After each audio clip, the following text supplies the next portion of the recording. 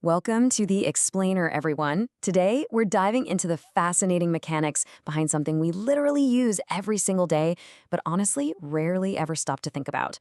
We are exploring exactly how the words we choose completely shape our world and dictate the mood of anyone reading them.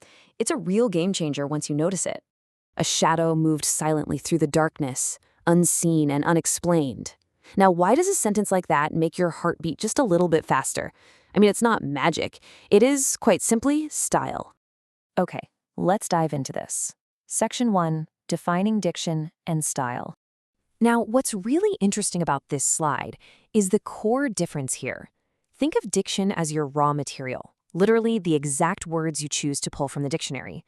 Style, on the other hand, well, that's the architecture. It's the overall vibe or effect you create by stringing those specific words together to build something unique. Let's move to and see how this builds. Section 2, 6 everyday writing styles. You can kind of think of these styles as different outfits our sentences can wear, depending on exactly where they're going and who they're talking to. First up, we have the formal style. This one relies heavily on professional, sophisticated language. You're going to see this dressing up academic papers, business letters, and official reports, mainly because its whole goal is to establish authority, show respect, and keep a bit of professional emotional distance. For example, take a listen to this. We appreciate your attendance at today's meeting. Notice how rigid and respectful that feels? The diction is precise, highly structured, and perfectly tailored for the boardroom. But, what if we just strip away all of that stiffness? That brings us to the informal style. This uses casual, everyday language exactly as if you were talking to a close friend. It's warm, it's breezy, and it is absolutely perfect for personal conversations, emails, and popping up on your social media feeds. Just listen to the exact same message translated into informal diction. Thanks for coming to the meeting today. It completely transforms, doesn't it? It sounds exactly like a friendly text message you'd get from a colleague, simply by swapping out a few keywords. Next up is the simple style. This approach relies on clear, unhurried, and easy-to-understand words and sentences. Its core goal isn't to impress anyone with big, fancy words or to be overly chatty. Nope. Its goal is pure readability and directness for the audience.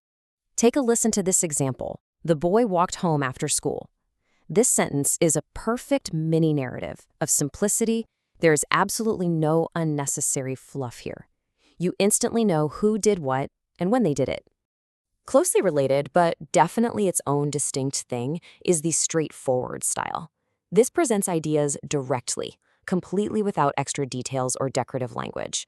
It pivots from just using simple vocabulary into prioritizing pure efficiency and zero ambiguity. It's brisk, and it is highly businesslike. So the crucial point is, the project is due on Friday. This direct approach leaves absolutely zero room for misinterpretation. You really don't want a poetic project deadline from your boss, right? You want a straightforward one. But sometimes we actually do want to get a little bit poetic. The poetic style uses expressive and highly imaginative language, leaning heavily on imagery and figurative devices. The entire goal here is to create beauty, evoke real emotion, and appeal directly to the reader's imagination. Listen to this one. The golden sun kissed the sleeping hills. It's like a tiny movie trailer playing right inside your mind. The rich visual imagery created by choosing words like golden, kissed, and sleeping paints this gorgeous, emotional picture. Finally, we arrive at the mysterious style. This approach creates curiosity, suspense, or uncertainty. It intentionally withholds information just to build tension and make readers completely desperate to know what happens next. Which brings us right back to our hook.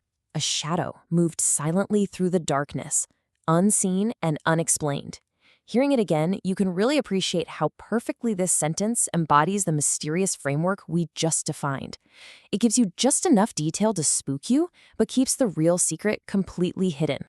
Section 3, One Sentence, 6 Ways. And this brilliantly illustrates where it all comes together, the true power of diction. Let's take the incredibly simple concept of an open door.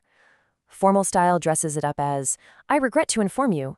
Informal just shrugs and says, just letting you know. Simple is just, the door was open. Poetic transforms it entirely into, the door stood like a silent invitation. Straightforward asserts, the door is open. And mysterious whispers, The open doors seem to hide a secret. Just look at that. A single scenario morphs into 6 radically different reading experiences. All right, Section 4, the Style Challenge. Okay, you've seen the theory. Now it is time to actively test your comprehension. Identify the style of this sentence for me. The committee respectfully requests your attendance at the conference. Is it formal, informal, simple, poetic, straightforward, or mysterious? I'll give you a couple of seconds to lock in your guess. It is formal. Great job if you caught that. The highly respectful tone and that sophisticated vocabulary, words like respectfully requests and attendance are absolute undeniable giveaways that this belongs on some official letterhead. Let's do a quick multiple choice round. Which style uses everyday conversational language? Is it A, formal, B, informal, C, poetic, or D, mysterious? Lock in your answer right now. And the answer is B, informal. Huge congratulations on mastering the foundational concepts of diction and style. You now have the exact tools to identify how writers manipulate language to make you feel a very certain way. Before we wrap up this explainer, I want to leave you with one final provocative thought.